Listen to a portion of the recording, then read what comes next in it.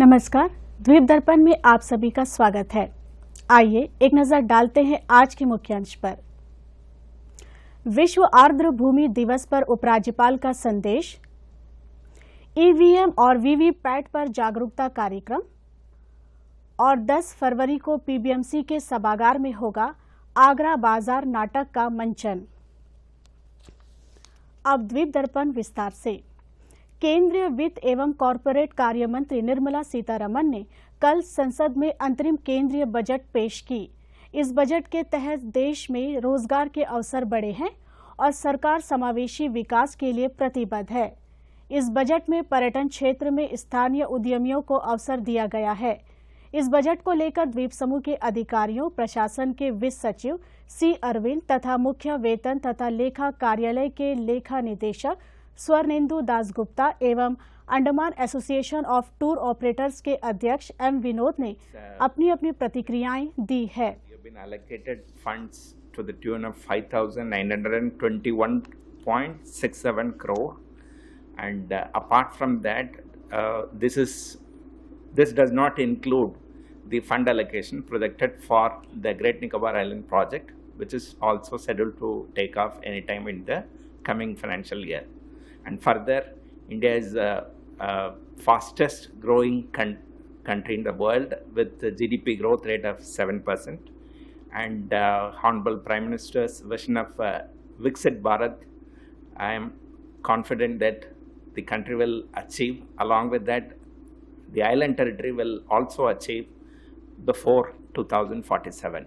Needs of the island are currently Honorable Prime Minister's as per his direction, and rooftop solar project is taking off in a very, very big way. All government buildings are likely to be covered with solar panel by the end of this current year. And also the residential rooftop scheme also is being rolled out in a big way. And during the next 1.5 to 2 years, we will become self-sufficient in power, which is a major factor. And further, the allocation for water projects also has been hiked, and that will result in there will in another 1 or 2 years there won't be any water crisis in the Port Blair municipal area. Tourism projects, see, apart from currently the focus is on the major tourist attractions are 2 islands, that is Swaradweep and Sayadweep, and with our new international airport that has been inaugurated by the Honorable Prime Minister earlier this year, and several projects are at the various stages of being under development through PPP model. Under the leadership of Honorable Lieutenant Governor, there was a investor conference and summit happened on December 3rd, 2023, and also another summit happened in Thailand, where our Chief Secretary led by team participated, and there are immense interest in, there are about several projects. There is a 4-island project, there is a 11-island project.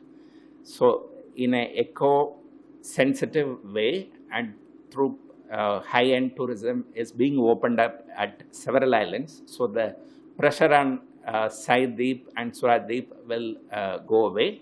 Plus, as declared by Honorable Prime Minister, the Netaji Subhash Chandra Bose Island is being developed as a national memorial, and the project architect has designed a very beautiful scheme of things, and it is at a detailed project report stage. It is there.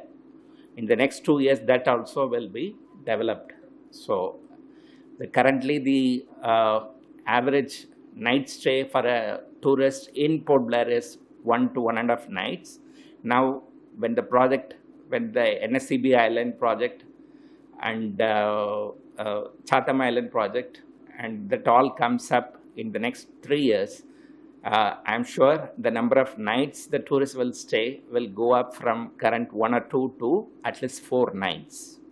Honourable finance minister ने जो interim budget पेश किया है वो एक बहुत ही fabulous budget है। वो 4 स्तंभ के ऊपर के अपलिफ्टमेंट के लिए बनाया गया है। पुअर, वुमेन, युवा और अन्नदाता। मेरा मतलब है गरीब, महिला, अन्नदाता और युवा, इनको स्ट्रेंथन करने के लिए, इनका अपलिफ्टमेंट के लिए सारे बजट में स्कोप है एवं जो बजट में बहुत सा प्रोविजंस बढ़ाया गया है। जो भी स्कीम्स इनका अपलिफ्टमेंट के लिए है उसमें बजट जो है डबल या ट्रिपल किया गया है। जैसा कि आपको क्लियरली मालूम है, फिजिकल डेफिसिट 2024 और 25 में 5.1% रखा गया है और उसे डिक्रीज करके 2025-26 में 4.5% रहने की घोषणा की गई है। यह बजट अंडमान निकोबार के लिए बहुत ही अच्छा बजट है। टूरिज्म नो डाउट डेवलप होगा। जो नया प्रोजेक्ट्स है, जो GNI है, वो सब का विकास होगा और हमारे द्वीप समूह की इस बजट से उन्नति निर्धारित है। ये जो कल बजट पेश किया गया हमारे द्वीपों के संदर्भ में, मैं सबसे पहले हमारे देश के यशस्वी प्रधानमंत्री माननीय नरेंद्र मोदी जी और हमारे फाइनेंस मिनिस्टर माननीय निर्मला सीतारमण जी का धन्यवाद देना चाहूँगा। इतनी सुंदर बजट जो देश के हर एक वर्ग को ध्यान में रखकर हर एक क्षेत्र के लोगों की सुविधाओं को, समस्याओं को ध्यान में रखकर इतना सुंदर बजट उन्होंने पेश किया, उसके लिए मैं धन्यवाद देना चाहूँगा। साथ ही साथ मैं माननीय निर्मला सीतारमण जी का धन्यवाद देना चाहूँगा, चूँकि हमारा द्वीप पर्यटन से पूरी तरह जुड़ा है और निर्भर है पर्यटन पर। पर्यटन के क्षेत्र पर बजट में बढ़ोतरी, इसका मैं स्वागत करता हूँ। और एक विशेष बढ़ोतरी की गई है डोमेस्टिक टूरिज्म का प्रमोशन के लिए, लगभग डबल बजट दिया गया है। साथ ही साथ 3-4 गुना बजट इंटरनेशनल प्रमोशन के लिए भी दिया गया, जिसका मैं स्वागत करता हूं। और मैं पूर्ण विश्वास करता हूं कि जो ये promotion of tourism, domestic tourism पे जो बजट का बढ़ोतरी हुआ है, इससे हमारे द्वीपों के पर्यटन को अवश्य लाभ मिलेगा। और मैं पुनः प्रधानमंत्री जी का और माननीय निर्मला सीतारमण जी का धन्यवाद देना चाहता हूं इतने सुंदर बजट देश को देने के लिए। आज पूरे विश्व और देश के साथ इन द्वीपों में भी आर्द्र भूमि और मानव कल्याण विषय पर विश्व आर्द्र भूमि दिवस मनाए जाने पर उपराज्यपाल एडमिरल D.K. जोशी ने अपनी प्रसन्नता व्यक्त करते हुए कहा कि इस विषय के माध्यम से विभिन्न पारिस्थितिकीय तथा आर्थिक सेवाएं प्रदान करते हुए कल्याण को सुनिश्चित करने में आर्द्र भूमि की महत्वपूर्ण भूमिका पर बल दिया गया है। उपराज्यपाल ने कहा कि विश्व आर्द्र भूमि दिवस आर्द्र भूमि की तीव्रता हो रही हानि को रोकने और उनके संरक्षण की तत्काल आवश्यकता पर ध्यान केंद्रित करने का अवसर प्रदान करता है। उन्होंने कहा कि आर्द्र भूमि आवश्यक जैव विविध पारिस्थितिकीय तंत्र है, जहां जल, पर्यावरण एवं पौधों तथा पशुओं के जीवन को नियंत्रित करने वाला प्राथमिक कारक है। उन्होंने कहा कि वर्तमान में आर्द्र भूमि पृथ्वी की भू सतह के लगभग 6% भाग पर आच्छादित है। यह पर्यटन, मत्स्य पालन, कृषि, अन्य आर्थिक गतिविधियों को सहयोग करती है और जल शुद्धिकरण और बाढ़ नियंत्रण तथा जलवायु परिवर्तन से निपटने में सहायक है। उपराज्यपाल ने कहा कि आर्द्र भूमि को होने वाली हानि को रोकने तथा भावी पीढ़ियों के लिए इस प्राकृतिक संपदा की सुरक्षा एवं संरक्षण हेतु निष्ठापूर्ण एवं समर्पित प्रयासों की आवश्यकता है। आज विश्व आर्द्र भूमि दिवस है। इस दिवस को अंतर्राष्ट्रीय स्तर पर मनाया जाता है। हर साल आज ही के दिन यानी 2 फरवरी को यह दिवस मनाया जाता है। पेश है एक रिपोर्ट। विश्व आर्द्र भूमि दिवस हर साल 2 फरवरी को मनाया जाता है। यह दिन 2 फरवरी को 1971 को कैस्पियन सागर के तट पर ईरान के रामसर में आर्द्रभूमि कन्वेंशन को अपनाया गया था। आर्द्रभूमि अंडमान तथा निकोबार द्वीप समूह जैसे द्वीप के लिए बहुत महत्वपूर्ण है। आर्द्रभूमि मानव अस्तित्व के लिए अति आवश्यक है। वे दुनिया के सबसे अधिक उत्पादक वातावरण में से है। जैविक विविधता के पालने जो पानी और उत्पादकता प्रदान करते हैं, जिन पर पौधे और जानवरों की अनगिनत प्रजातियां जीवित रहने के लिए निर्भर करती है। जिसमें कि 1975 में इंडिया ने हमारे इस कन्वेंशन में साइन किया था और आज के डेट में हमें खुशी है कि पूरे इंडिया में भारत में 80 वेटलैंड्स है जो कि रामसर कन्वेंशन के अंदर आता है। बहुत सारे वेटलैंड्स है जहाँ पे यहाँ हमें बर्ड्स का और अदर एनिमल्स के लिए बहुत ही इम्पोर्टेंट है। ये सारे हमारे देखने का नज़रिया है, पर आप ये समझ सकते हो कि ये सारे वेटलैंड्स हम ह्यूमन बींग्स के ऊपर भी कितना ज़्यादा अफेक्ट करता है कि हमें यहाँ पे अंडमान में वैसे ही स्वीट वाटर सोर्सेज बहुत कम है, तो ये वेटलैंड्स ही है जो हमें पानी दे रहे हैं। हम घर पे कुआं खोदते हैं, बोरवेल्स करते हैं और बाकी सारे जितने भी हम सोर्सेज से पानी निकालते हैं, ये सारे वेटलैंड्स ही है जो कि हमें प्योर वाटर जो प्योरीफाई करके हमें देते हैं। वेटलैंड्स क्या है? वेटलैंड्स हमारे समुंदर से और हमारे ज़मीन के बीच के जो दलदल इलाका होता है उसे ही वेटलैंड्स कहा जाता है और वो सबसे बड़ा प्योरीफायर होता है पानी के लिए, जो कि हमारे जितने भी इंडस्ट्रियल वेस्ट हो, होम वेस्ट हो, जितने वेस्ट है उनको प्योरीफाई करके पानी को सोख करके हमारे ग्राउंड लेवल वाटर को रिचार्ज करता है। खासकर अंडमान में जहाँ पे बारिश के अलावा कोई भी तरह का स्वीट वाटर सोर्सेस का बिल्कुल ही रास्ता नहीं है, बिल्कुल ही इंतज़ाम नहीं है। जितने भी हमें नाला, इस तरह के स्ट्रीम्स, मैंग्रोव पैचेस और जितने भी मार्शलैंड, सिपी घाट वगैरह आप देख रहे हैं, इस सारे एरिया में हमने हमारे जितने भी बर्ड्स के लिए और बाकी एनिमल्स के लिए जितने भी वाटर पैचेस है, ये हम सभी को हेल्प करते हैं हमारे ग्राउंड वाटर रिचार्ज को मजबूत बनाने में। आर्द्रभूमि उन अनगिनत लाभों और पारिस्थितिकीय तंत्र सेवाओं के लिए अपरिहार्य है जो वे मानवता को प्रदान करते हैं। इनमें ताजे पानी की आपूर्ति, भोजन और निर्माण सामग्री, जैव विविधता से लेकर बाढ़ नियंत्रण, भूजल पुनर्भरण और जलवायु परिवर्तन शमन शामिल है। सुनामी तथा भूकंप 26 दिसंबर 2004 को हुए इस प्राकृतिक घटना के कारण टेक्टोनिक बलों ने द्वीपों और समुद्र की रूपरेखा बदल दी थी। इसमें सिपिगा, टेलराबाद, गाराचरमा और अटम पहाड़ में कृषि भूमि के एक बड़े हिस्से पर कब्जा कर लिया था। एक बड़े क्षेत्र में फैली इन आर्द्र भूमि को अलग अलग जल निकायों और दलदलीय भूमि के रूप में वर्णित किया गया है, जिसमें पारिस्थितिकीय प्रकारों के जुड़े हुए कई खंड शामिल है। सिपिघाट की इस आर्द्र भूमि ने हमेशा वैज्ञानिकों को वनस्पतियों पर अध्ययन और शोध करने के लिए आकर्षित किया है। वेटलैंड सिर्फ हमें सुविधा नहीं देते हैं कि हमारे पानी को रिचार्ज करें, हमारे ग्राउंड वाटर लेवल को रिचार्ज करें। यहाँ पे बहुत सारे माइग्रेटरी बर्ड्स आते हैं, बहुत सारे एनिमल्स ऐसे रहते हैं कि जो हमें फ्लोरा एंड फौना जो हमें मिलते हैं वो शायद ही हमारे ज़मीन में या समंदर में कहीं मिले। ये जो हमारा टेरेस्ट्रियल बॉर्डर लाइन है, वेटलैंड जो दलदलिया इलाका होता है, यहाँ पे बहुत सारे ऐसे एम्फीबियंस और बहुत सारे ऐसे प्लांट्स और माइक्रो ऑर्गेनिजम्स पाए जाते हैं जो कि हमारे इसके क्लाइमेट चेंज जो हमारे ग्लोबल वार्मिंग का जो रीज़न हो रहा है उसको भी हमें कंट्रोल करने में, कार्बन डिसेंटिलाइजेशन के लिए बहुत ज़्यादा हेल्प करता है।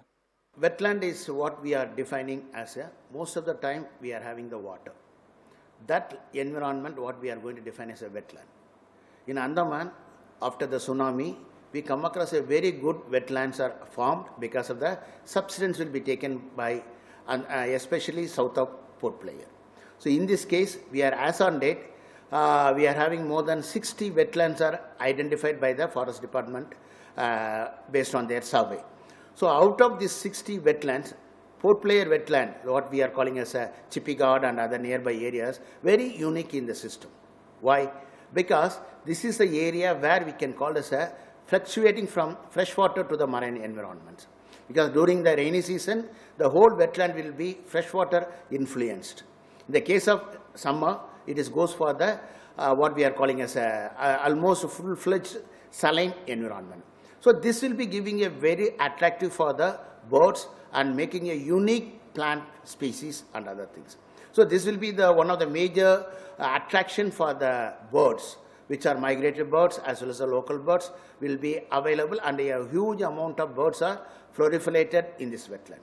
टोटल हमारे 5 तरह के वेटलैंड्स होते हैं, पर अंडमान में आपने देखा होगा सिर्फ 3 ही तरह के वेटलैंड्स मिलते हैं, जो कि मैंग्रोव पैचेस होते हैं, ड्राई मडलैंड्स होते हैं, जो कि सुनामी के बाद ही ज़्यादा हमें दिखाई दे रहे हैं, और ज़्यादातर मार्शी वेटलैंड्स होते हैं, जो कि ग्रासेस के सिर्फ ग्रासेस होते हैं वहाँ पे और पानी होती है।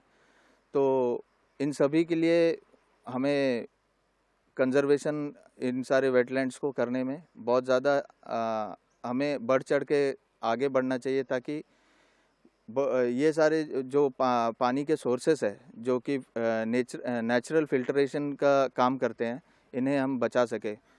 फिर भी अध्ययन पर अध्ययन यह दर्शाता है कि दुनिया के अधिकांश क्षेत्रों में आर्द्र भूमि क्षेत्र और गुणवत्ता में गिरावट जारी है।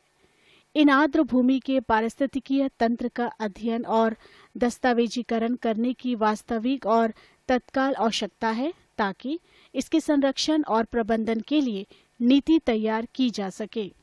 So we know that the Chippigard already we are having a good amount of wetland was there, but due to the population and people's usage, that area becoming a shrinking. This will be one of the major area. What is happening also, the natural habitat will be becoming a lesser and lesser. So this will be affecting the environment, natural environment, which the birds and other animals will be not able to sustain in this environment. So the peoples of Andamans should think about that. They can able to protect these wetlands by the way of whatever possible means they can able to do it. For their activities can be expanded for the different locations, and this will be leave it for their natural animals, birds and plants. ये scientifically भी अभी बहुत ज़्यादा सामने आया है। इसका जो हमारा फ़ायदा है वेटलैंड्स का, वो हमें बिल्कुल बिना सोचे समझे कंजर्व करना चाहिए, मिट्टियों से नहीं भरना चाहिए।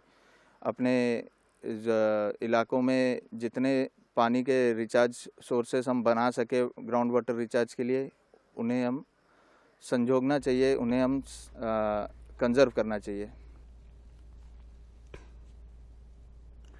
भारत के चुनाव आयोग के निर्देशों के अनुसार आगामी लोकसभा चुनाव के मद्देनजर मतदान प्रक्रिया का प्रत्यक्ष अनुभव और मशीनों से अवगत कराने के लिए नव युवकों को ईवीएम और वीवीपैट पर यूटी स्तर पर जागरूकता कार्यक्रम चल रहा है। जागरूकता कार्यक्रम जो लोकसभा के प्रत्येक आम चुनाव से पहले आयोजित किया जाता है, ईवीएम और वीवीपैट की बुनियादी विशेषताओं के बारे में ज्ञान प्रदान करने, वोट डालने की चरण दर चरण प्रक्रिया को समझने और मतदाताओं को वीवीपैट पर्ची के माध्यम से अपनी पसंद को सत्यापित करने के बारे में शिक्षित करने पर केंद्रित है। प्रत्यक्ष प्रदर्शन के माध्यम से जागरूकता ईवीएम और वीवीपैट कार्य क्षमता की गहरी समझ को बढ़ावा देती है और गलतफहमी को दूर करने, मतदाताओं के विश्वास को बढ़ाने और अधिक सूचित तथा सहभागी मतदाता सुनिश्चित करने में सहायक है।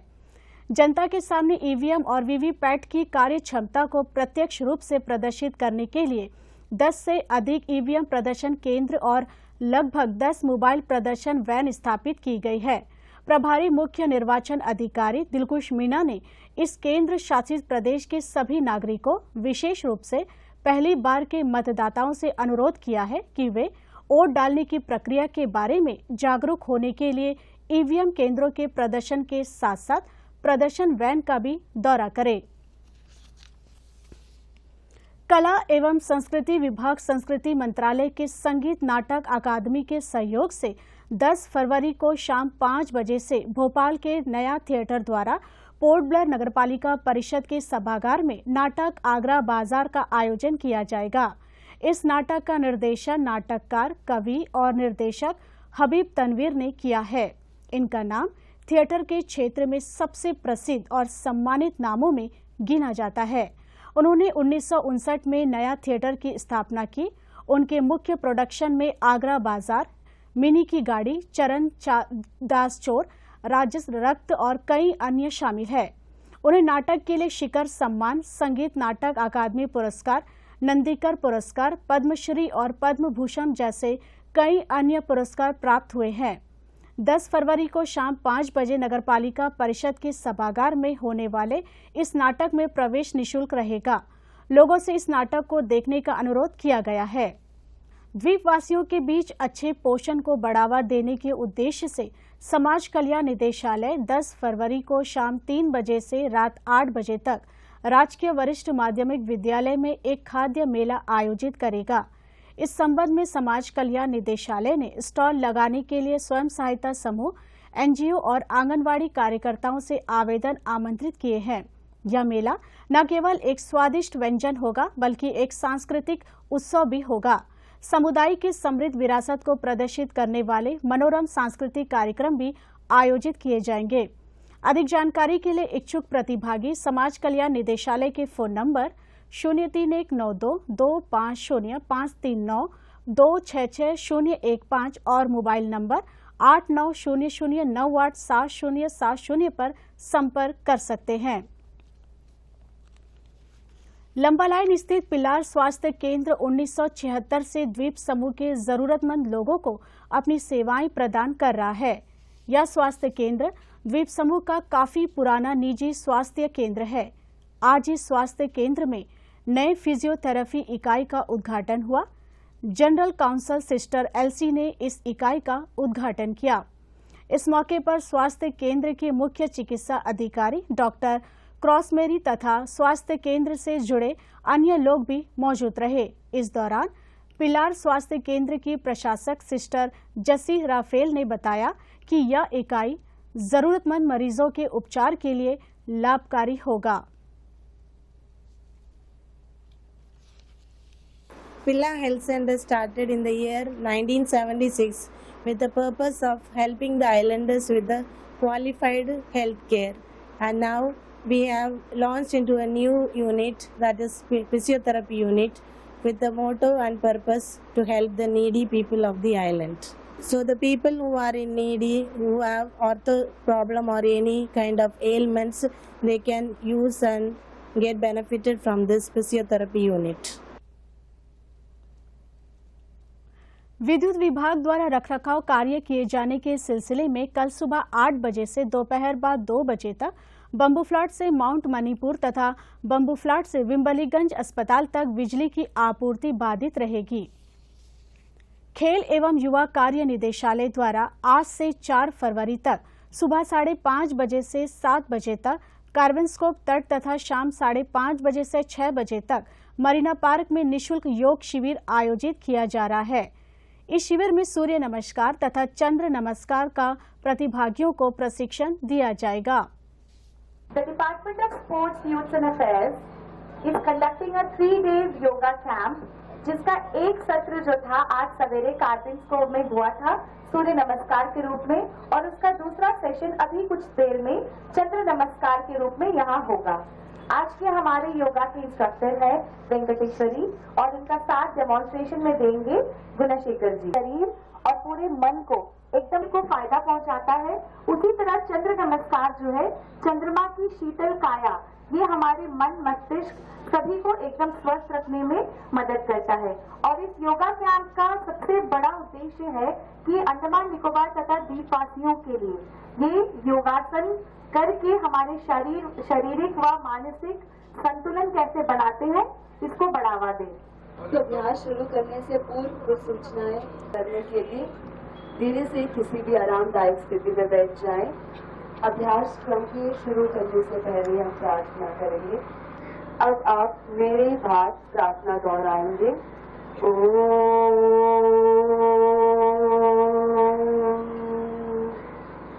सहना भवतु सहनो भुनक्तु ओम शांति। हम दोनों का पोषण करें और हमें समा आकार की स्थिति बनाते हुए हाथों पर रखें। चंद्र नमस्कार करते समय अगर आप सावधानियां, अगर किसी के गर्दन में अधिक दर्द एवं चक्कर आने की स्थिति हो रही है तो आप सावधानी पूर्वक सावधानी बरतें या फिर अधिक चक्कर आने की स्थिति में आप ना करें। और हर आसन में हम 2 सेकंड के लिए बने रहेंगे। 1 पादहस्तासन की स्थिति, यथासंभव नीचे टिकने की कोशिश करें और कोशिश करें कि आप इस योग शिविर में भाग लेने के इच्छुक प्रतिभागी इन शिविरों में जाकर सीधे भाग ले सकते हैं। नर्सिंग अधिकारी के रिक्त ग्रुप बी पद को भरने के लिए स्वास्थ्य विभाग द्वारा 3 मई 2023 को रिक्त सूचना प्रकाशित की गई थी। डिब्रेट में 11 जुलाई से 15 जुलाई तक आयोजित कंप्यूटर आधारित परीक्षा और 22, 23 और 26 नवंबर को आयोजित दस्तावेज सत्यापन के आधार पर इस पद के लिए मेरिट सूची, चयनित उम्मीदवारों की प्रतीक्षा सूची अभ्यर्थियों की जानकारी के लिए प्रशासन की वेबसाइट पर अपलोड कर दी गई है। चयनित उम्मीदवारों को नियुक्ति का प्रस्ताव उचित समय पर जारी किया जाएगा। यदि पद की पेशकश किए जाने पर चयनित उम्मीदवारों की सूची में से कोई भी उम्मीदवार निर्धारित अवधि के भीतर पद पर शामिल होने में विफल रहता है तो नियुक्ति का प्रस्ताव प्रतीक्षा सूची के उम्मीदवार या योग्यता के कम से अन्य उम्मीदवारों को जारी किया जाएगा। अंतर्द्वीपीय जलयान यात्रा संबंधी सूचना। एमवी स्टेट आइलैंड, स्वराजद्वीप और लॉन्ग आइलैंड होते हुए रंगत की यात्रा पर कल सवेरे 6 बजे फिनिक्स पे जेटी से प्रस्थान करेगा और इसकी वापसी कल ही दोपहर 1 बजे उन्हीं रास्तों से होते हुए रंगत से पोर्ट ब्लेयर के लिए होगी।